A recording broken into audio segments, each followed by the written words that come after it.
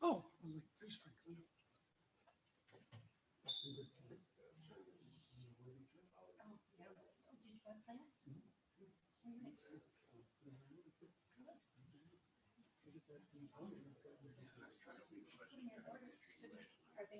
No. They've got a woman that lives within the area. So she's on a regular drop off. So she is like her biggest foot in the car. Oh, really?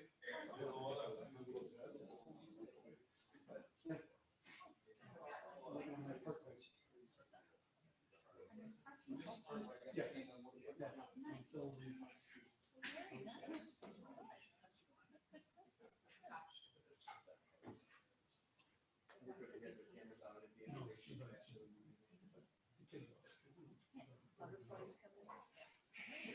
we got one located in this.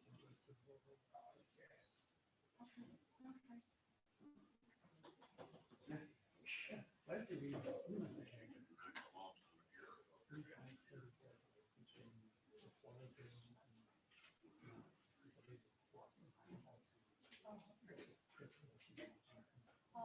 It was cool. It was great.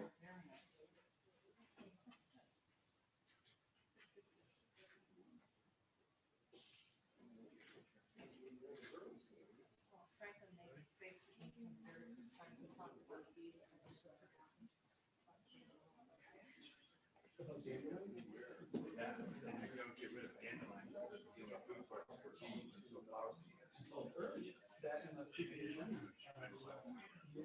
purple flowers in the first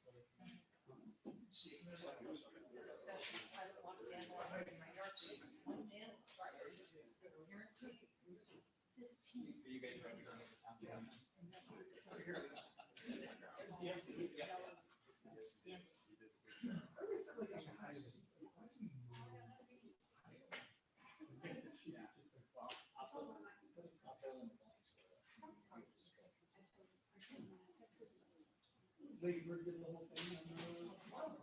If you just split and you want questions, there's wildflowers there. If it's invasive, something else. Yeah, no, right. Yeah, I was not like that.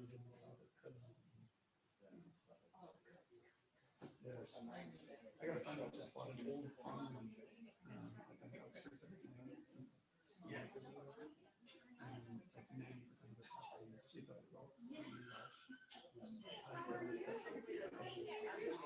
Yeah. So they're just, I mean, we got us in the shade. Everything they're just like, yeah. That's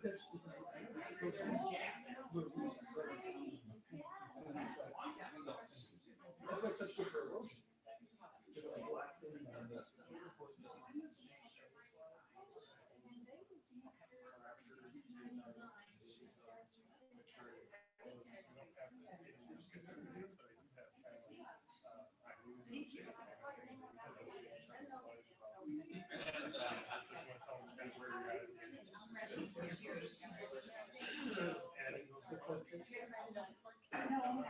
Oh, yeah, I saw that. I didn't have that big slide though. You can, yeah. Oh, yeah, I saw that. I was like, it's funny.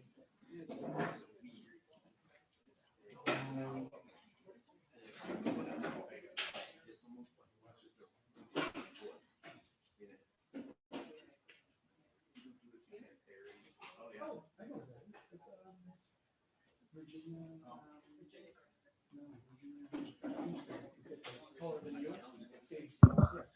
All right, good evening. So we're going to get started in just a minute with the Kane County Redistricting Town Hall.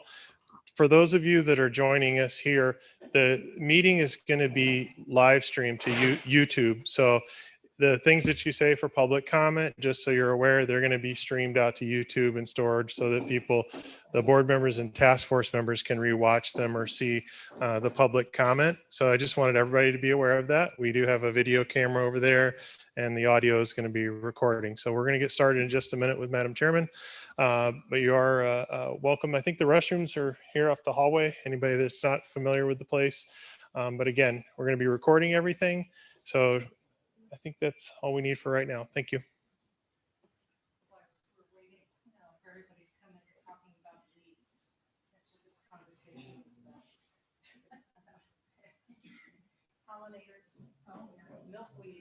which led on to dandelion conversation, which talked about kudzu, for those who've been in the south, and then some strange plant that grows 6 feet tall, that's a reed with big roots. Even the weeds are quick growing, if you don't get rain. No kidding. Yeah. That is the truth, that's the truth.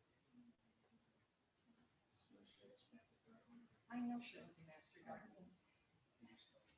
Our board member Cheryl Stratton is here, and Franklin started talking about, the very first time we talked was about dandelions. And I have a tiny little bit of grass that I like being green.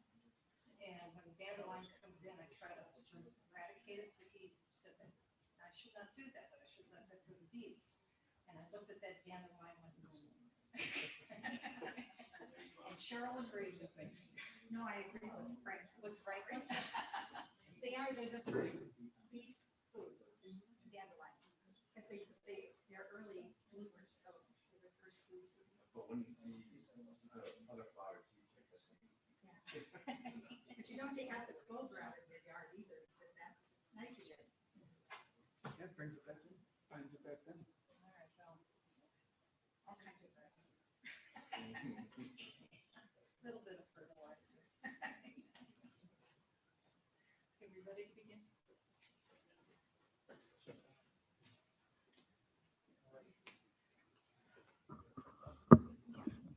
Yeah, why don't we move it down a little bit, a little shorter than you. Oh, that's perfect. Hi, everybody. Welcome. I would like to thank you very much, truly, for attending this evening's town hall on the redistricting or reapportionment of our county. Welcome. Hi. Hi, good to see you again. Once every 10 years, district maps throughout Illinois are adjusted and redrawn. So the state map, the state representative map, the judicial map, the congressional map will be done later on after the census data is approved and brought forward. So this is nothing unusual. Now it's time for us as a county to also do the redistricting. God bless you. God bless again. Later on in the process of the redistricting, we'll be doing the precincts, which we'll talk a little bit about as we move forward. So this is truly a staged affair. We can't just do it all at the same time. Well, the Kane County Reapportionment Committee, which is comprised of a bipartisan selection of elected board members and community leaders, have already met 2 times. The next meeting is going to be happening tomorrow. We wanted to wait until we had an opportunity to finish all of our town halls. And indeed, this is our very last town hall for this part of the process. If all of our elected officials could stand up one at a time, starting with our county board members, and just rise and introduce yourself.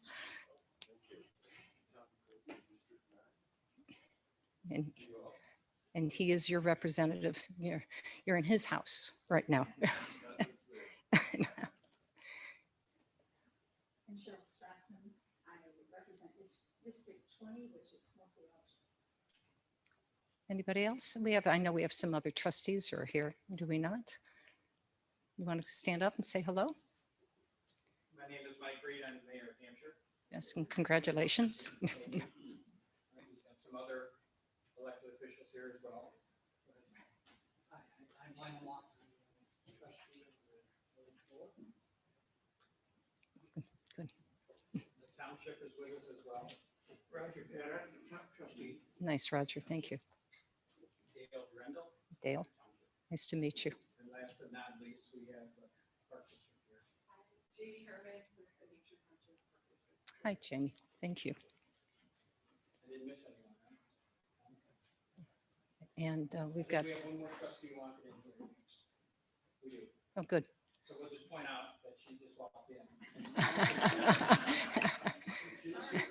Last but not least. We're introducing local officials. I didn't want you to be left out. Yeah.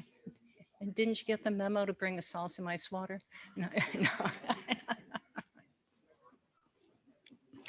Well, as you may have read in the newspapers, The Reapportionment Committee for Kane County is carefully reviewing our population growth occurring particularly in this area in northern Kane County, as well as the growing richness of our minority communities. As part of the county's map drawing process and statutory requirements, we are required to present the map to the public for your comments before a final vote is taken. However, I wanted to do that in advance. Your voice and your concerns and comments are also very important to us and absolutely vital to this early redrawing process. So what you see up here are the current maps that we have. The suggested revisions are going to be presented tomorrow. And pending your input as of tonight, we're going to reconsider those as well. So that we can take a look at the maps and we have an early time to be able to plan so that we can meet the needs of you, the constituents of the population of Kane County. Before we begin the listening session, we're going to show you the current map and talk a little bit about the process of redrawing the maps and ask for your help in participating in a poll. And all of that is going to be talked about in a little bit, but I'd like to share with you about the maps right now.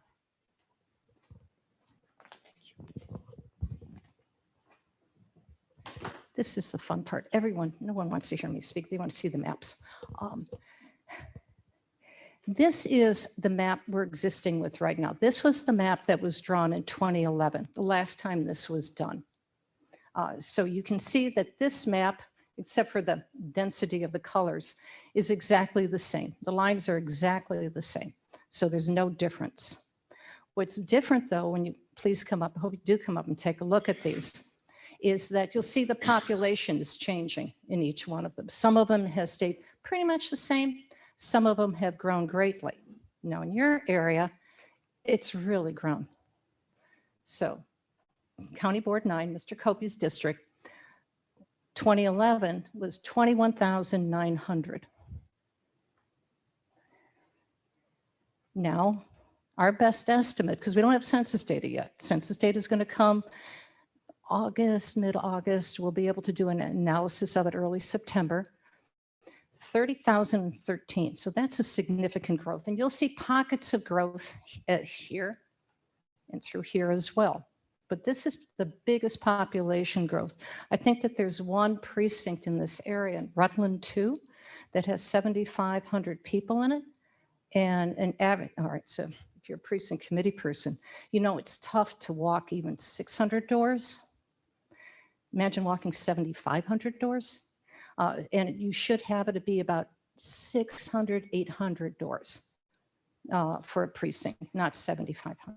That's huge. So we're going to be redoing the precincts. So this is what the map looks like. Now, significant growth is going to be happening according to CMAP by 2050. And I'm sure you're aware of this here by 43%. So your area is going to be really challenged as we go forward in the next 30 years. So as you start doing your city planning, village planning, township planning, do be prepared on how you're going to control and moderate that growth to best suit the needs of your community. Now, we can't take that into advice as we move forward. It's called the snowflake or the snowsuit rule. Yeah, I'm learning this as I go along as well. Meaning everyone's got kids, or you had kids, or you got grandkids, and you buy a snowsuit, right? You know, don't you always buy it like a size, at least a size to 2 sizes bigger? Well, we can't adapt that for our districts. We have to do it on what the population data that we have at the point in time that we draw it. So do be prepared as you go forward, because in another 10 years, it's going to look different again. So we're going to be adjusting the maps accordingly to reflect the population growth. Now here's another map. It's called the MALDEF map. This again was done in 2011. And what MALDEF is, and you can see totally different colors. It's the Mexican American Legal Defense and Education Fund. This is a group that's out in California, but they have representation throughout the country, and they actually take an analytical look to see where diversity occurs within a county, within a state. And the reason why is this is to protect the Voting Rights Act. And you're going to hear a lot about the Voting Rights Act today. If there's a way we're going to be drawing our maps, we have to protect the Voting Rights Act because it's constitutional. We want to make sure that minority populations are protected and have a right to be able to elect somebody who looks or acts like them, who represents their needs, their concerns. So the yellow in 2010, when we got the snapshot from the census data, is Caucasian. And you can see most of the map, and still Kane County's majority population is of Caucasian descent. As we start looking at the colors, you're going to see, as you can see the grid here, the Latino population. So we've got pockets through here. And it was pointed out, I think it's right around this area, either here or here, was the county jail. So Hispanics were actually counted because they're part of our population in the Geneva area. Here's a large density of that population, as in here, as in here. Over 30% of Kane County's population right now is Hispanic. So this is a growing concern to make sure that we fairly and adequately represent these individuals as we draw their districts, the voting districts. So you're going to see changes that are going to occur here, here, and here. And then what happens? Well, tomorrow you're going to see, and Tom, Cheryl, you'll be able to see this, and it'll be online as well. So you'll be able to take a look at it. Districts are going to be shifting around a little bit, not only to reflect population growth, but also to reflect the voting rights districts. So things may go this way, things may go a little this way. So the shifting is going to be happening, and there'll be 3 options for review tomorrow that this reapportionment task force will have an opportunity to take a look at and comment on. When they decide on which map they would like to go with, and we'll talk more about this, it'll be once again your turn to make public comment. So instead of just doing it once for you for the entire Kane County, we're giving an option of doing it at least twice. And we'll have a length of time and ability to do that. So that's why I'm having these town halls, because I want to know what you need now before we do the final provisional map. And then we'll do the provisional map based on input from the communities. And then you'll take a look at it again and you'll go, yay, or yeah, can you, and we'll go, no, we'll take a look and we can do that and see if we can do it. As long as it manages population and protection of our minority districts. This is an apolitical map. And that I can guarantee. I don't know what district is Republican. I don't know what district is Democrat. Don't want to know. What I want to make sure that it's fully and fairly represented. So I'm trying to make, everyone wants fair maps. So this is what we're trying to draw as adequately as we possibly can. And that I promise you. So that's a little bit about our maps. I think it's kind of fun when you look at them and you start studying them. So we're going to hear your comments. I'm going to be back there taking my own notes. The minutes of all of these are going to be transcribed, and we're going to be giving it to the committee so they know what has actually been said. And now I'm going to be turning the meeting over to Zach Kautsky. He is helping us. We've hired him to help us define what the Voting Rights Act is, how it best serves the county. And he'll talk a little bit about that and how we proceed in actually doing the detailed processing of our maps. So thank you.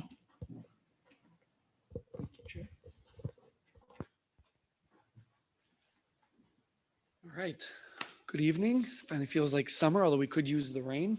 Nice to join all of you tonight. Again, as the chair said, my name is Zach Kautsky, and myself and a colleague, Josina Marita, have been hired by Kane County along with some other neighboring counties to help and aid with the redistricting process, as this is kind of a technical but unique process that jurisdictions have to go through every 10 years. The state just wrapped theirs up for judicial, primarily Supreme Court, State Senate, and State House. We'll be doing the congressional maps for the state later this year when the census data comes out.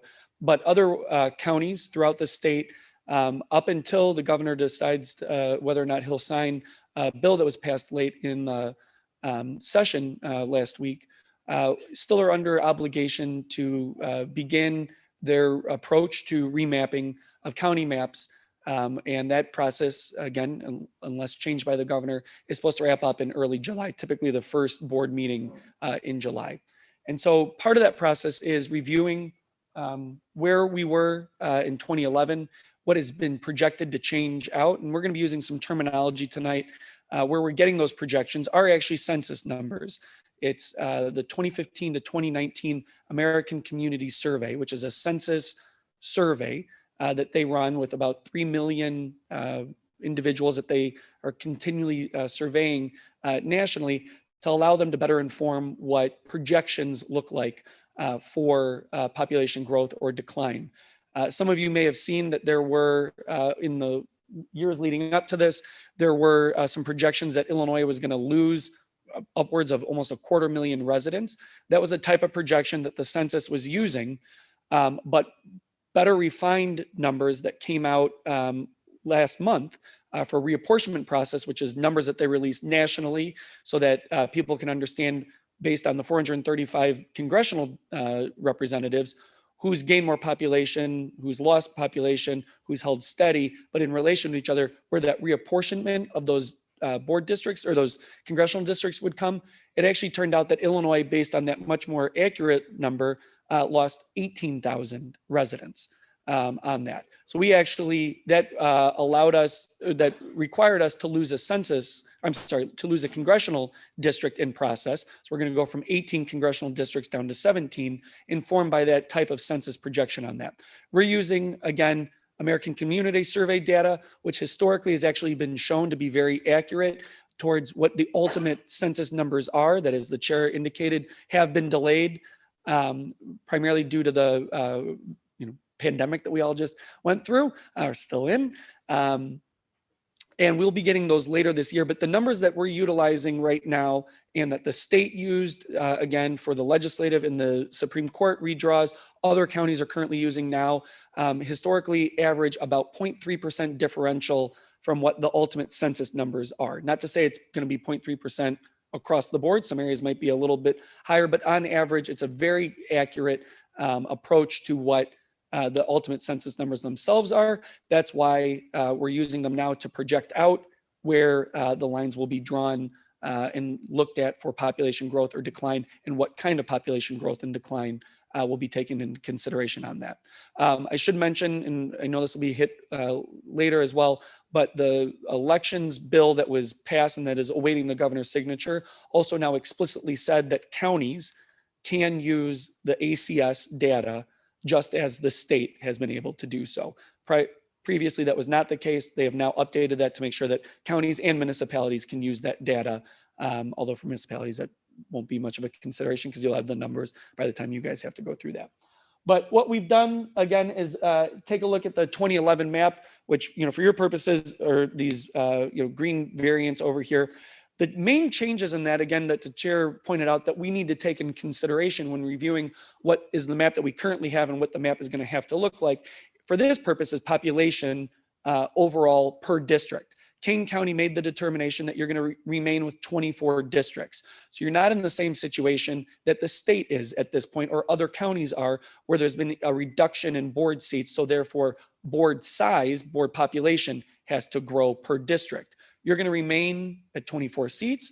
So therefore, the population growth itself needs to just then be equalized per district, because many would assume, but inaccurately, that if you have more people in a district, therefore you are somehow more powerful in your legislative approach. But in reality, you are denying one person, one vote standards by packing in a lot more people into one district and giving that person, that representative, the same equal vote on the board as someone that might have 10,000 less residents on that. So we're going to equalize and smooth out that population per district. In the 2011 map, the ideal number of the residents per board district was around 21,500. State law allows for deviations between above or below that exact number of up to 5%, or I should say state precedent allows for that. Most, and certainly our approach to this is not to take that full 5% on one side or the other allowance. We're going much smaller to try and really kind of hone in again on that equalized number. You'll see in tomorrow's task force review, most of those considerations of deviation of 1% or 2% above or below is the standard across the districts. So just keep that in mind. Then looking forward to what those districts are going to have to be, we're around 22,168 because the county itself grew with about 15,000 people within the last 10 years. So again, 15 divided by 24, that's how you get the new board population size per district on that. A couple things we want to call specifically out, even in the 2011 map here, and this is in the northwest portion of the county here. So, you know, if you're looking at the main map here, this is zoomed in on those districts that would be forming the northwest portion of the county. A couple things on the grid here to review. Those are the 24 districts. Yellow, even 10 years ago, were majority Latino districts or majority minority districts. In Kane County, when we are referring to majority minority consideration or Voting Rights Act consideration, the population that we're referring to in that is almost always going to be Latino residents. There is significant Black and Asian American and Native American population here, but they don't meet certain qualifications for population for consideration. But Latino population in the county does. So even 10 years ago, the districts with yellow were majority minority. And then the red districts were the largest, by population counties or county board districts. And the ones with the bold red lettering around it are the ones up here that we knew had to be redrawn because of significant population growth and are the ones up again in this northwest quadrant of the county. Northeast, just heading over towards Elgin, same thing, yellow, majority Latino. Red are the bold red are the ones that are again in that quadrant there. And then red shaded ones are the ones that had really an overpopulation that we need to take into consideration. Next one. Well, Southeast, so this is, getting into the Aurora area and Aurora proper, same thing. So you'll see, obviously, those districts with yellow on that graph and red on that map are indicating where the Latino population is for consideration per district that needs to be taken into account for Voting Rights Act approach. And we'll get to that in a second. Again, the population here 10 years ago, I thought that was a screenshot, but that's actually live up there. All right, I was like, man, that guy looks good. All right, that's me. Again, the yellow there, you'll just see for minority populations, well, just overall racial populations, white, Latino, Black, and other. For those of you in government, you're and certainly those of us in general are just kind of trained not to think in racial terms when considering what is inherently a public policy document. But here we have to, because there is federal law and state law that governs how legislative apportionment and consideration can pass certain muster. And for us, the main consideration is the Federal Voting Rights Act. And so I'll refer to that as a VRA or Voting Rights District. The Voting Rights Act needs to take into consideration, requires us to take into consideration the ethnic makeup, the racial makeup of legislative districts. And they do so because there was this bill ultimately passed in the 60s. The state of Illinois has our own that goes even further than that, but that doesn't apply to counties. So we just focus on the Federal Voting Rights Act that requires that where and when you can, you have to take into account a community of interest. And a community of interest for the Voting Rights Act are majority, minority communities that, where possible, could, if drawn into a district, elect a member of their own choosing, most likely from that community, to represent them. And for consideration here, that is Latino. If where and when you can draw a district that is around 65% majority Latino, you have to do so for the Voting Rights Act consideration. For Black residents in Kane County and elsewhere, it's 55%. Where and when you can, you would have to draw a district that would be 55% Black. why the difference between the two? Latino, Latino community, certainly in Illinois, certainly in Kane County and nationally, not everyone is a citizen and eligible, therefore, to be able to elect a representative of their own choosing. So we have to bring that percentage of the overall population further up than we would for Black residents, which by and large, overwhelmingly are citizens. Latino population also skews much younger than the population as a whole. So therefore, you need more of those residents that then would be of legal age and ability. They don't have to be registered, but of legal age and ability to register to vote for consideration then, again, for that Voting Rights Act. So when we're, again, referring why we're shading those out, why we're pointing to the MALDEF map here, why we'll be talking again for that reapportionment, we are required to consider for Voting Rights Act Latino and Black populations in Kane County because they have the ability to then be concentrated enough to draw districts that have to be considered first and foremost for our mapping purposes. Next one. Fast forward then 10 years. Again, the population of the county has grown by around 15,000. So you're now just over 532,000. Again, the average or the size of residents per board district now has grown because you're maintaining 24 districts. So that means we just have to shift population to equalize that. So again, 22,168 if you want to get specific. Looking again then at the yellow shaded current board districts, these are the ones that are again now majority Latino. So will have to be considered differently for Voting Rights Act consideration. And then the red ones, Tom, you're aware of this, are the ones that definitely have way overpopulation, well beyond that now ideal number of 22,168, give or take. So we've got to move population out of District 9 into other districts. So that means the lines up this way are going to change. All right. Again, MALDEF map here. I think enough has been said about that. I will just reiterate the lines, although fairly similar in certain portions of it, certainly those larger western and central county districts look pretty, close or almost exactly to what the lines that were ultimately passed. But when you start to get into the more populated areas, you will see some significant deviation from that MALDEF proposed map and then what was ultimately passed in 2011. So, again, the reason that we point to the MALDEF map and we bring up their involvement in this 10 years ago is to say, the way that the lines are being drawn in Kane County now and elsewhere, the way that this process is being engaged on here is being watched by civil rights organizations. It can be MALDEF now, it can be NAACP later, combination of the two, Asian Americans for Advancing Justice, you name it. There are civil rights organizations that are looking to make sure that that VRA consideration is being done and being done well and correctly, or they would challenge legally and they would have standing to do so that map if it was not on that, right? So you've heard how we're having to shift the lines just based on population growth overall. You've heard how we are having to consider communities of interest, which for our purposes here, for federal and legal compliance, are racially designated communities of interest. But there are other communities of interest, right?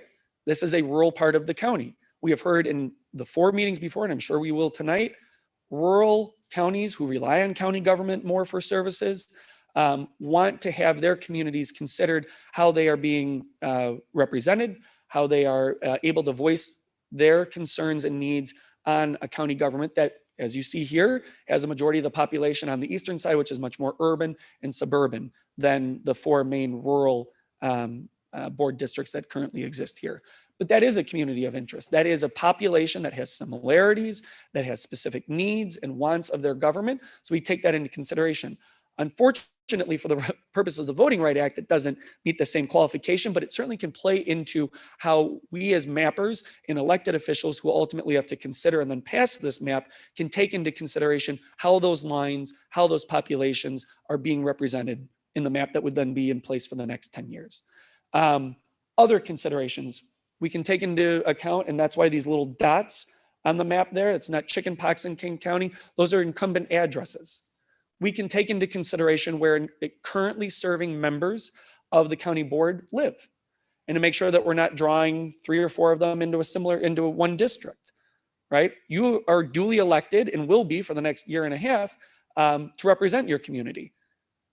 To draw you into districts where it would be 3 or 4 of you maybe having to compete then might dilute that ability for you to effectively represent the people you currently represent on that. So we can take into account where the incumbent elected officials reside. Same thing for community boundaries. The village of Hampshire, how many square miles have you got within your village boundaries here, Mayor? Oh, all right. All right. Well, sorry to put you. Sprawl. I mean, the reason I say it's a tough question is because we're growing by the month. Sure. So, I mean, if you look at even back in 2011, we're nowhere near where we're projected to be. Yeah. Just within the last 6 months, we've approved 12 Annexation. homes. Sure. So it changes. Yeah. It changes so dramatically. And Sure. So there's a lot of things coming, and Well, yeah. Well, so but that's a good consideration. The integrity of so Hampshire, I'm assuming, I don't know off the top of my head, doesn't have 22,168 people. So we could not put you into a singular board district and say, okay, we're done. Hampshire is fully contained within that because you don't have enough population. Look then in the north and the southeastern portions of the county. You have Aurora and Elgin and St. Charles and Batavia and Geneva, larger municipalities where that if we tried to contain all of Aurora into one, it's the second largest city in the state of Illinois. No way could we do that. So Aurora has to be carved up into multiple districts because otherwise we would be diluting their representative power, right? So we can take into consideration municipal boundaries. No offense to the park district here, but we're probably not going to take into consideration park board or school board boundaries, but municipal boundaries, because that's a service providing, government, that's a legislative body in and of itself. We can take that into consideration and not try and draw Hampshire into 3 board districts, right? It'll all come into a single point off of Mill Street here. We wouldn't want to do that. So we're going to take into consideration municipal boundaries as well to try and maintain communities as a whole together. But when we're going to hear from you, and I'll shut up here shortly so that we can, we do want you to try and think through, again, the type of boundaries, the type of community that you're here offering testimony on behalf of why that should be in consideration for mappers and for the elected officials to say, maybe this should be kept together. Maybe it'd be okay if this is split apart, but put into another like-minded community that might be 20 miles down the road, but it shares similar concerns and demographics therein. Tell us who you are, where you're from, why you're here tonight to offer that consideration to those that ultimately are going to have to pass a map that will be in place for the next 10 years. Lastly, I will say the process itself begins and kind of ends with the Voting Rights Act for consideration. This is an analogy I'm sticking with since it's our last meeting. Consider the way that we draw VRA districts, and you can even see by the maps there themselves, is like casting a pebble into a pond. That first concentric circle is probably going to be your smallest, right? And then as it goes out, those ripples get larger, right? VRA is our first pebble in the pond. We have to draw these maps beginning with VRA for consideration. They oftentimes are also going to be the most compact. I won't say contiguous because, again, to maintain boundaries that allow for you to get up to that majority consideration for a population. The lines might look a little bit more squiggly, not as neat as they are out in the western part of the county, but they're likely going to be smaller. And then as we have to then figure out where the population comes to, again, meet that 22,100 for the other districts, those districts will get larger on that. So that's the beginning process. We started with where that VRA population was projected first and foremost. We knew that that's going to end up around 8 districts for that majority minority consideration here. And then we've got to reapportion the lines to, again, meet the population otherwise. We've had, now this is our 5th, so we've had 4 prior, but our 5th public hearing where we've gone into communities throughout the county, and kudos to the chair and the staff here that have been along for the ride to hear from different counties. We've been in Elgin, we've been in Aurora, we've been in Geneva, we've been in Elburn, and now we're in Hampshire, so that we can hear from you specifically about your community and your consideration for that district. And then we're continuing to meet with the task force, which is both elected and unelected members of the community in Kane County who are offering their input and advice and purview. And then ultimately those maps, when presented to the task force, at some point will be presented to the county board for initial and preliminary, I think it's okay to say preliminary approval for acceptance. And then if and when numbers officially come out from the census in August, looking like they are saying about mid-August, we will do a revisit to see how far off this community survey data was. Again, historically, it's not typically far off. And if those lines need to be readjusted therein, and then you got yourselves a map that you're going to be governing under for the next 10 years. So this is the last part publicly of the town hall hearings to taking that input as we are really now kind of getting into the thick of the lines and the presentation therein. So I will shut up and sit down, and thank you again for joining us tonight. And these are just recommendations, you don't have to answer every single bullet point when you come up and testify, but maybe a little guided suggestion for when you do so that we can kind of take in some really actionable testimony tonight. Thank you so much. Hello, my name is Franklin Ramirez. I'm the former Elgin Township Supervisor, and I know some of you. So nice to see you again. For those of you that I don't know, it's nice to meet you. So this is the community participation part of the town hall meetings. And so we've got a couple different ways to do this. I know not everybody likes to take a microphone in their hand and speak in front of a crowd. So we have this option for you. If you have a smartphone, I know not everybody does, you're welcome to use it, break it out and feel free to type away. Or if you go back home this evening and tomorrow, you can type in here. It's pollev.com/Kane County. There's only 8 questions, super easy. And this is for you to participate if you do not want to take the microphone and give your oral testimony. I know not everybody is comfortable or familiar with it. And if you'd like to do so before you leave today, feel free and ask, and we'll be happy to walk you through that.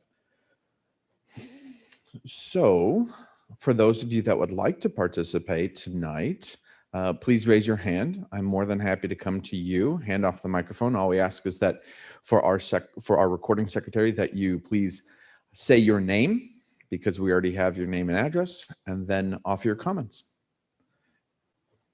We have you first, and then I'll come to the mayor. Getting up a little slower. That's okay. George Brust, Village of Hampshire, representing myself.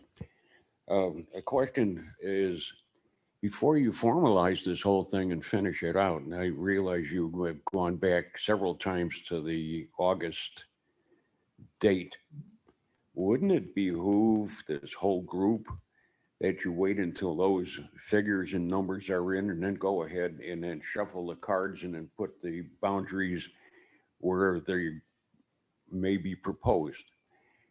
For us to go ahead and attain a minority population here in Hampshire, I know we've got a number of board members here, but I would assume it's probably going to be 20 years, 25, if it ever gets that far.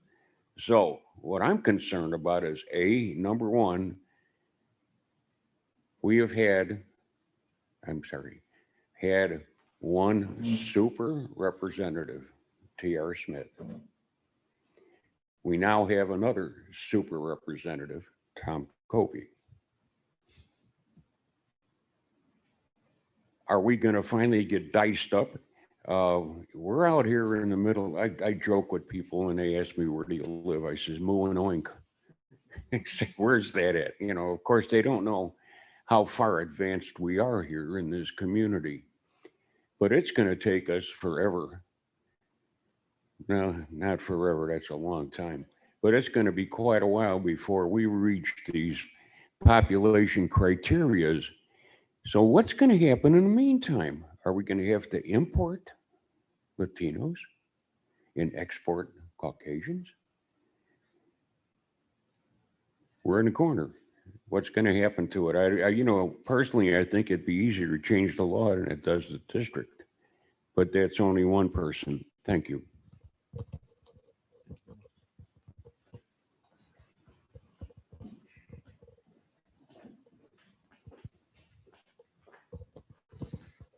Good evening again. My name is Mike Reed. I'm village president of Hampshire. And so I'll only offer a few comments. A question was raised about square mileage and how big the village is. Now, if you are according to the 2011 data and even maybe even looking at the 15 data, you'll find that it's around 10 miles.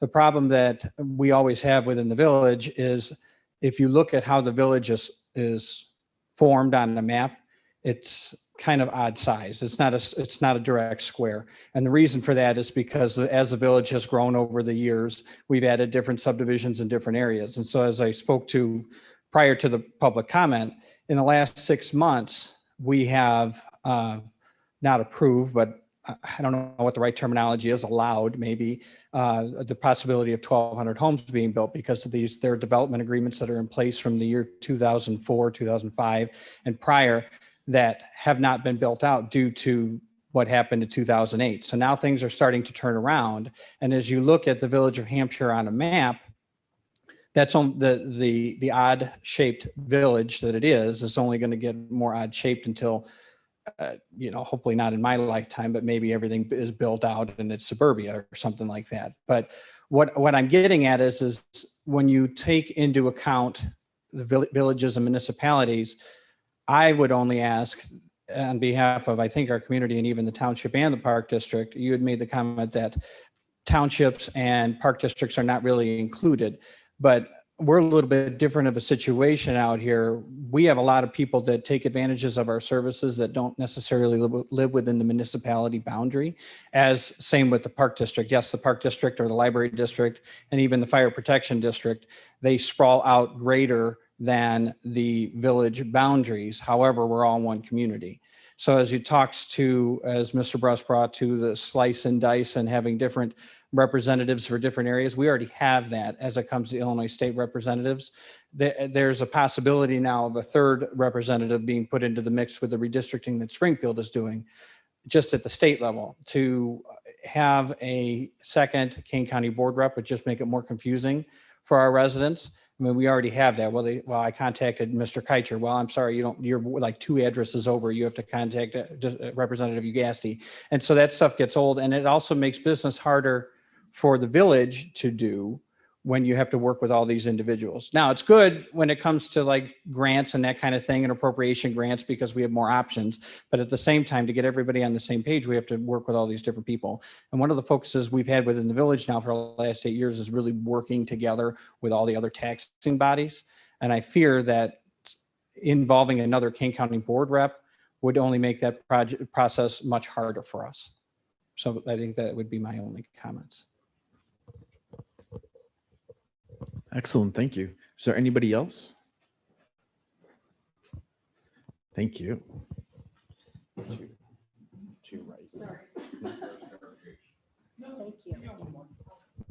you. My name is Laura Palestrini, and I'm here not so much as a village trustee. I will defer to the mayor's comments, but as someone who's been politically active for 30 years and involved with multiple redistrictings. And I've watched the slicing and dicing as has happened, and I don't want to see that happen out here. That's what's diluting our representation. I will comment with the fact that we have congressional districts in this state where we have tentacles coming out of Chicago, pulling out voters from the very far end. Early maps that I have seen actually have part of McHenry and Harvard being represented by people that are in Chicago. That is just not the representation that we need, and that's not equal representation. It's called political. So the one thing that I would love to see, and we've had countless petitions to say, I don't want my politicians drawing my map and picking their voters. It should be done in a system that's electronic. Everything is electronic right now, and that's the best way to do it.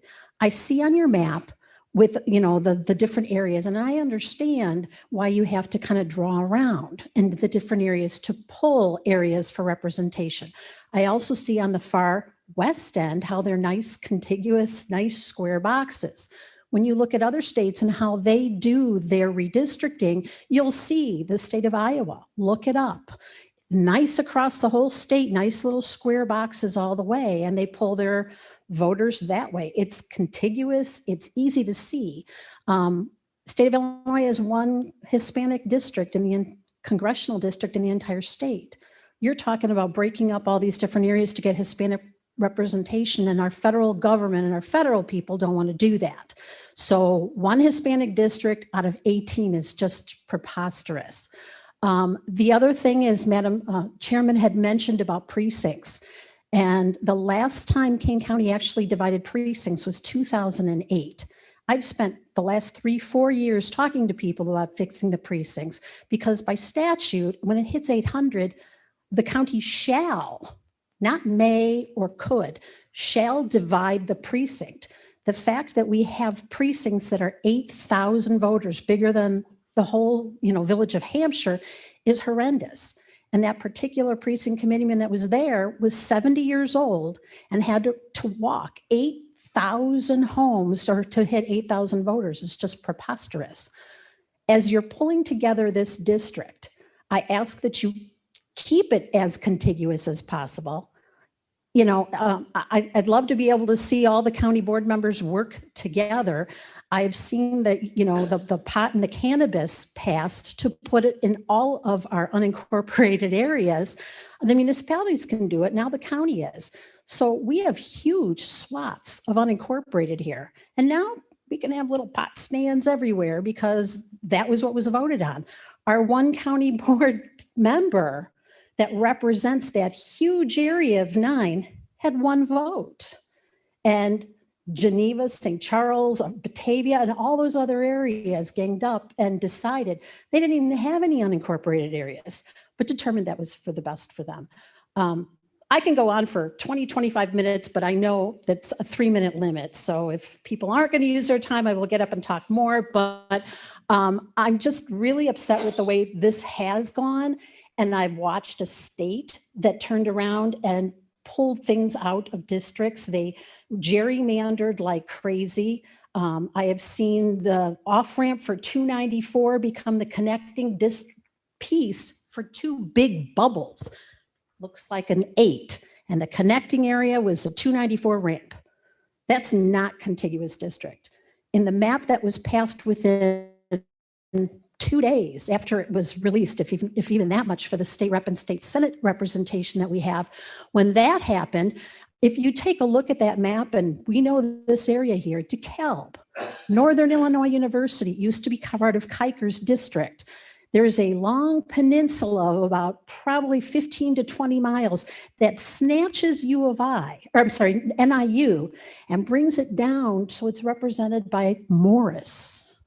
And way further down, that was be able to pull those voters so that they were represented by someone that probably doesn't even live anywhere near them. That's not a nice contiguous district, but that's what our state has done to us.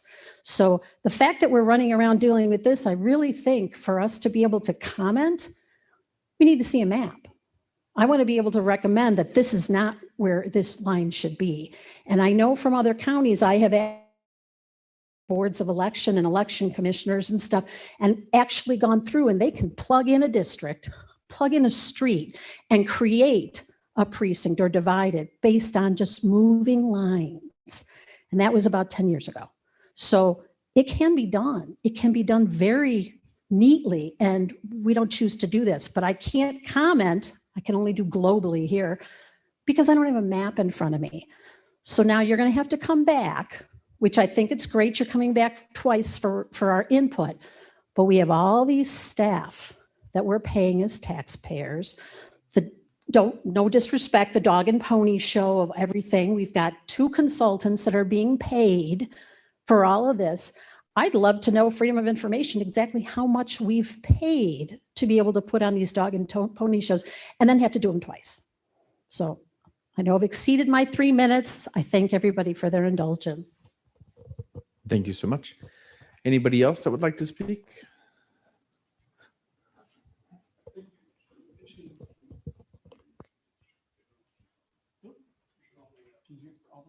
All right. The example you brought up, I think, a really great point for consideration of, again, why we're having to do what we're doing with regards to the growth in minority population in the county, and why that will force these lines to look differently. You brought up the example of Iowa. Iowa itself is about 90% white.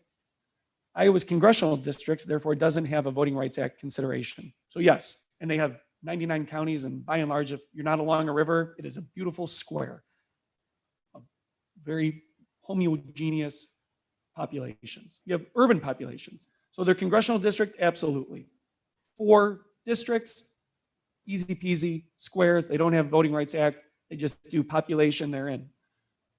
If you look at their state rep and state Senate districts, though, that beautiful, clear, straight line goes away.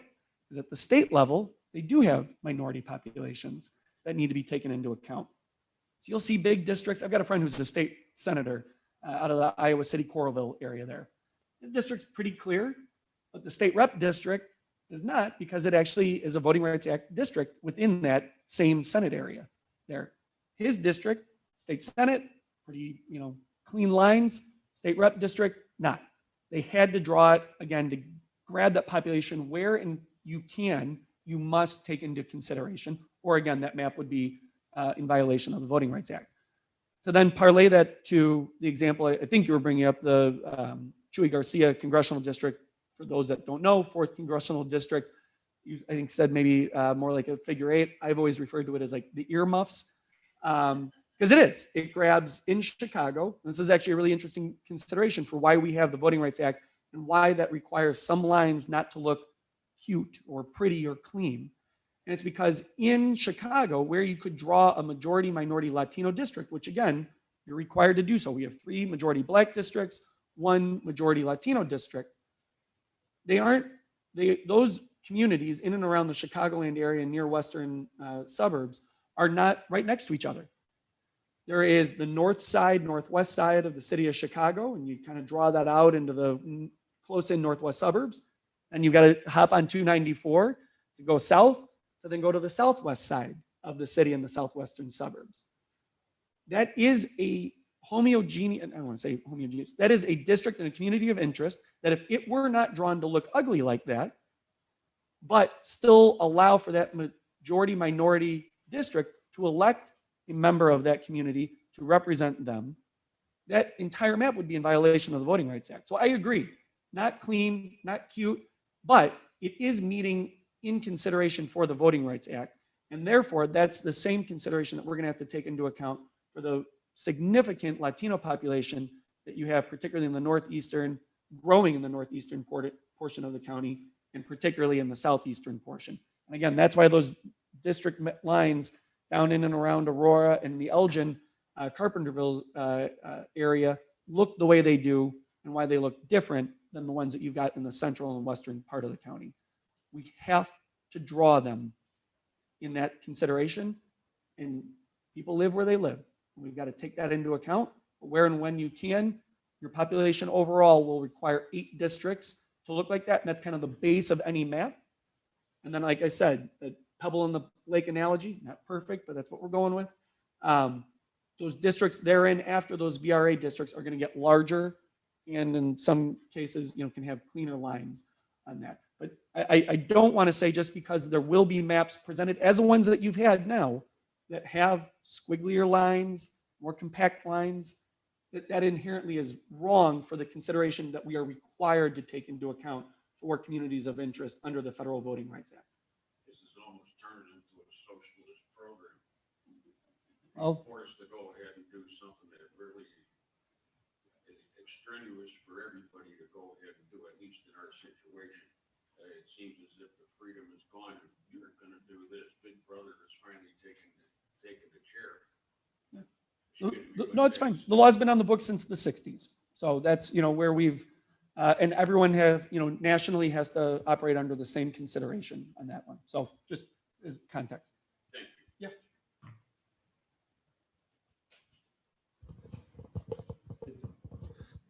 Speaking on behalf of a taxpayer and a constituent, and not from a board perspective, because I have a different obligation there with all these considerations.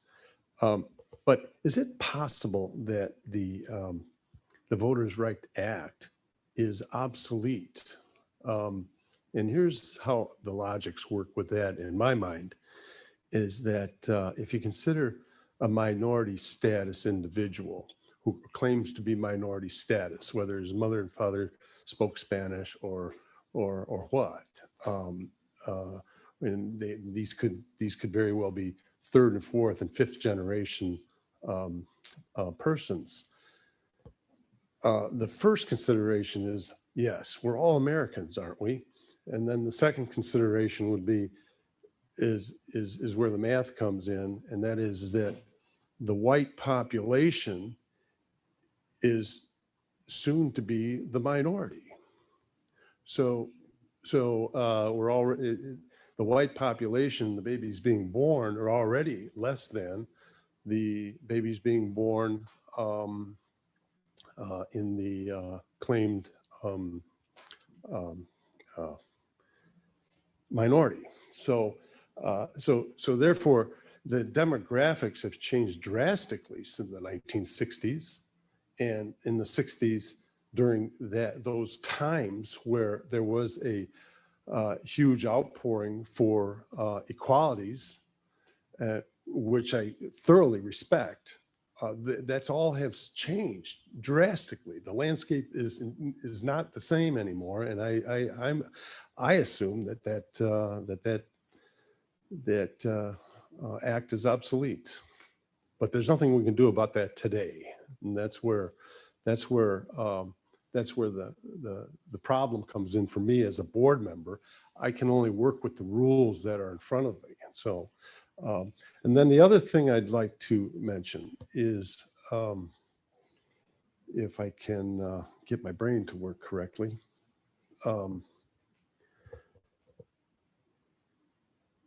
Maybe I can come back to that question if it's okay. Let me think about that. Thank you. Thank you. Is there anyone else that would like to offer public comment? All right, remember, if you would not want to participate via microphone, again, if you go to pollev.com/Kane County, there is a section there where you can type in everything you'd want us to know. It is completely anonymous. It will be only shared with the redistricting committee, and then your input will be heard that way. If there's no one else, then we're going to go into our closing remarks, and we'll take it from there.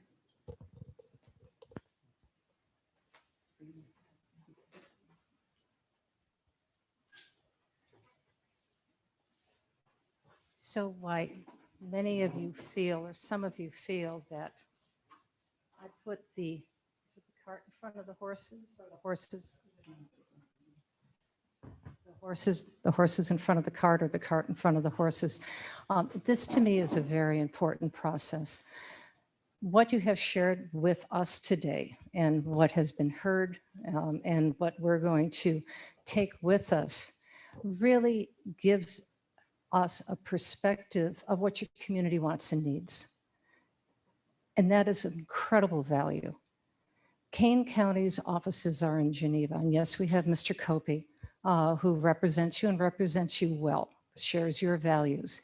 But in order for the county to be able to hear what you have to say and what your concerns are, I want to bring the government to you. I don't want you to have to come to Geneva to drive down Burlington Road, French Road, Burlington Road, to get to 47 and then come on up.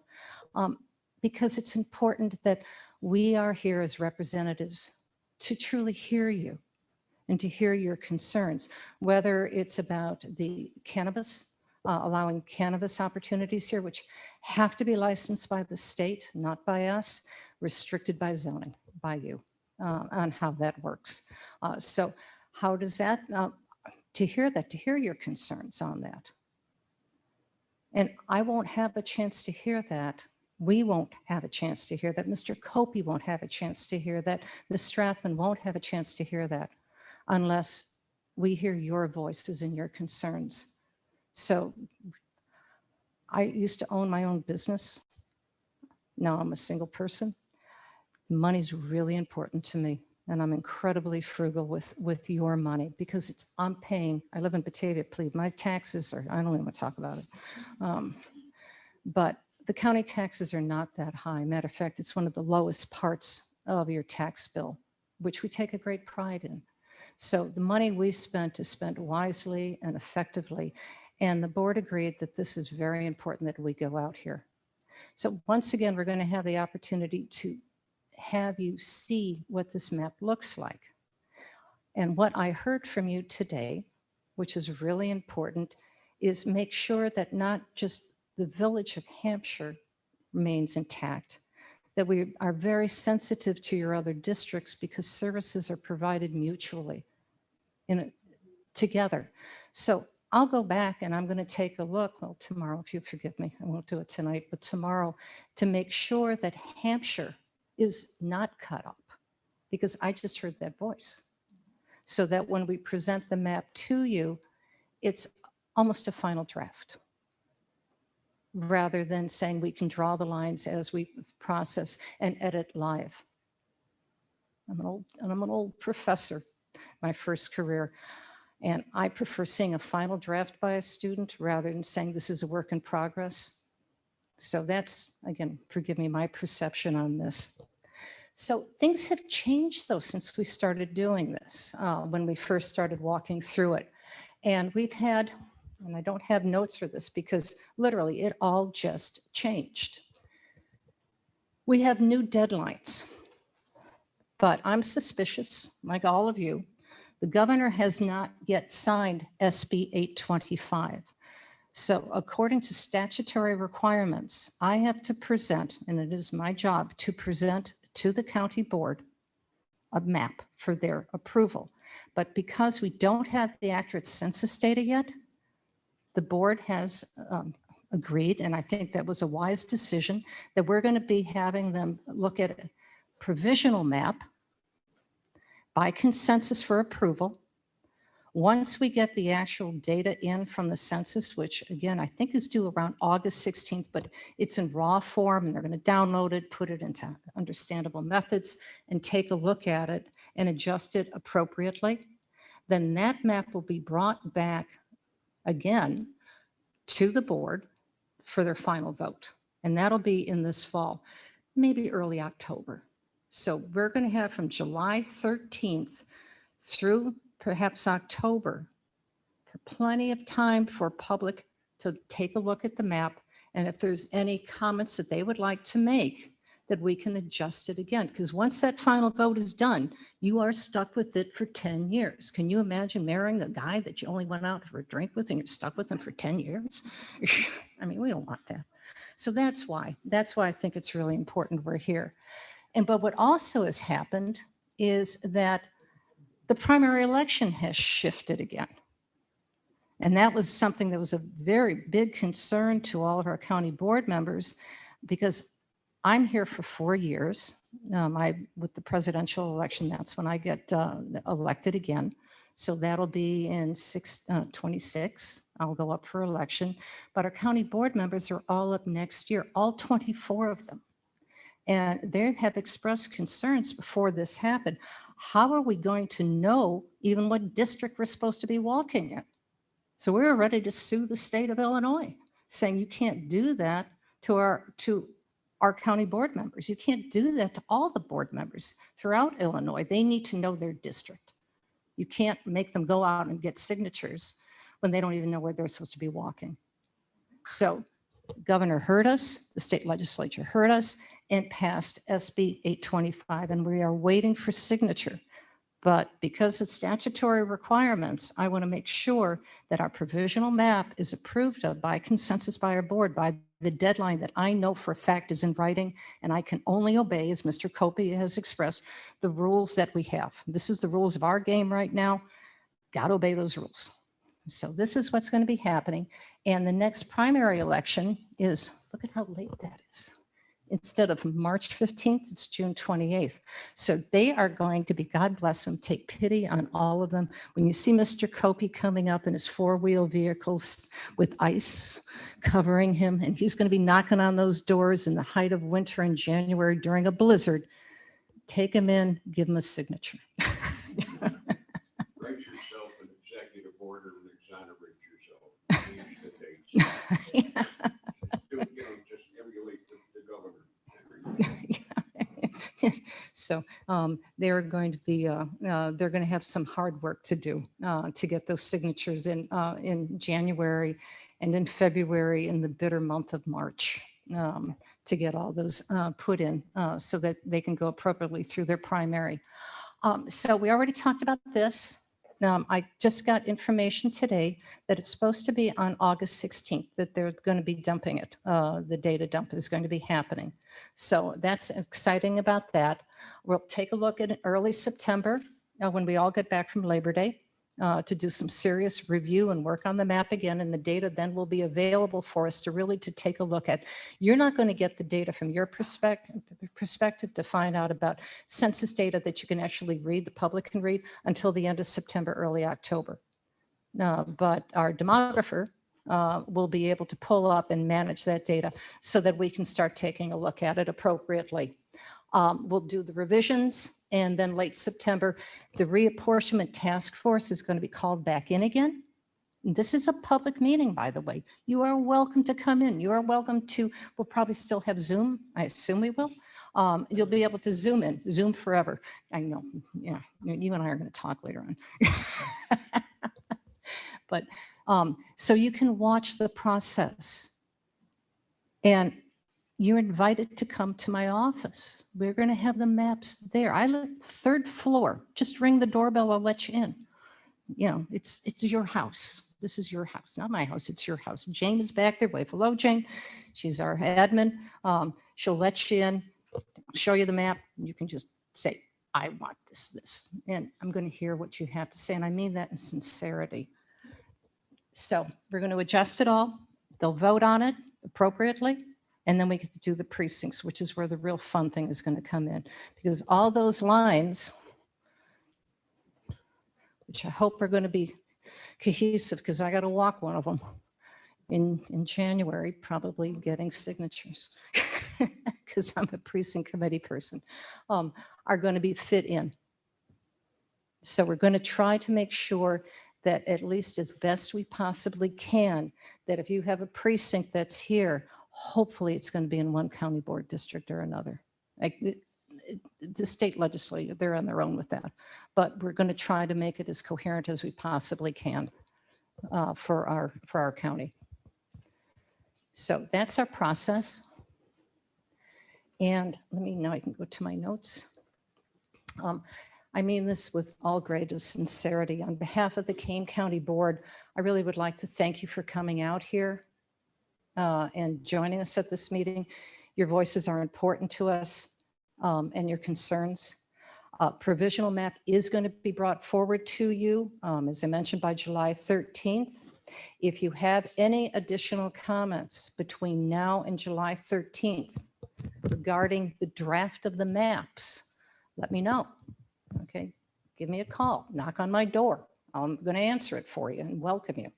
I'll even give you a cup of coffee. We make good coffee. And I want to say, it's true. I'm here to support all of you. This is why I ran for office.